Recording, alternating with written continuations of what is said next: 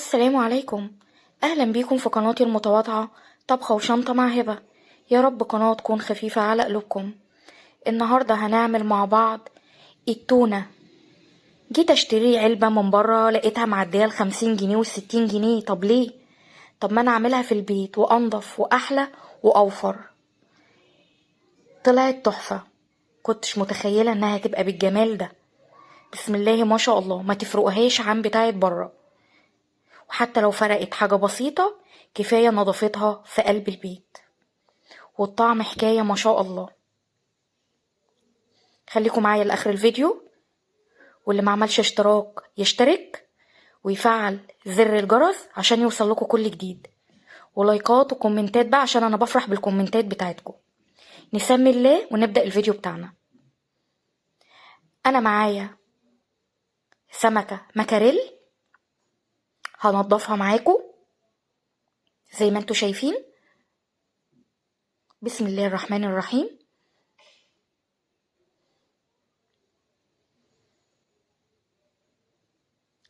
هشيل كل حاجة فيها واشيل الراس بتاعتها واغسلها قدامكم كويس قوي، وهقول لكم هنعمل ايه مع بعض.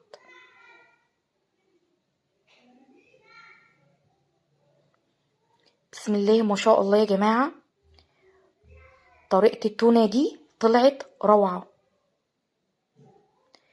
بجد بجد. وفرت لي كتير في ان انا ممكن اجيب علبة وما تكفيش عدد اسرة مكون من 5 افراد. العلبة الواحدة ما تكفيش، انت عايزة اقل حاجة لو اسرة مكونة من 5 افراد عايزة علبتين.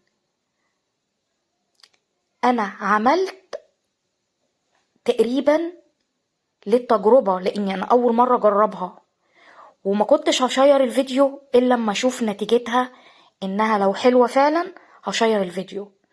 انا عاملة سمكتين بالعدد، يعني زيادة عن النص كيلو بحاجة بسيطة. نضفت السمكتين معاكم، وانا معايا ملح وكمون وبصل.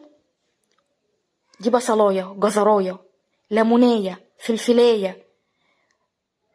دي راس توم صغيرة، حبهان وفلفل اسود حب وورق لورا وخل والسمك بتاعنا، وطبعا ملح والكمون ومية مغلية هنزل فيها كل الخضار بتاعنا ده اكني بعمل شوربة بالظبط فراخ. هنزل كل الخضار مع بعض في المية المغلية والملح والكمون، ونزل السمك بتاعنا بعد ما اضيف الخل.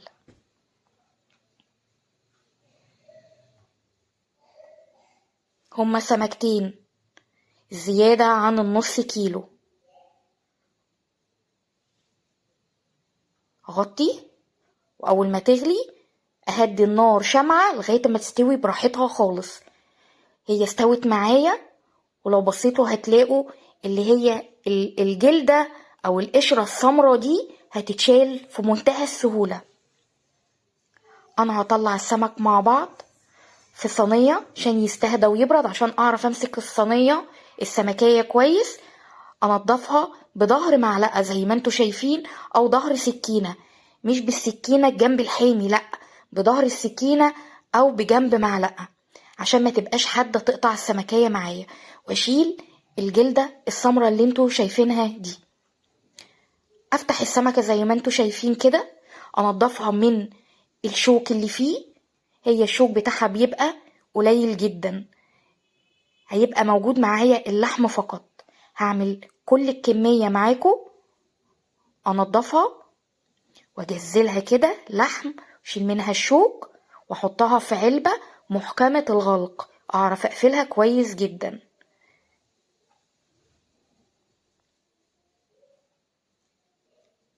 مستوية حلوة جدا. احط 1 ورق لورا، 1 حبهان، معايا قرن فلفل حراق قطعته زي ما انتوا شايفين كده، شوية خل يجي بتاع 3-4 معالق تمام. وهاخد من الشوربة اللي انا سلقت فيها التونة بتاعتنا، اغطي بيها السمك اللي انا هخزنه في العلبة. ومعايا زيت اغطي الوش كويس جدا، وكده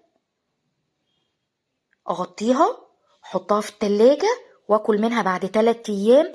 احلى تونة تتخيلوها في حياتكم، تحفة وبسيطة وسهلة. ودي كانت التونة بتاعتنا، يا رب تكون عجبتكم والطريقة تكون بسيطة وسهلة، ويا رب تكون قناتي تستفيدوا منها. والسلام عليكم.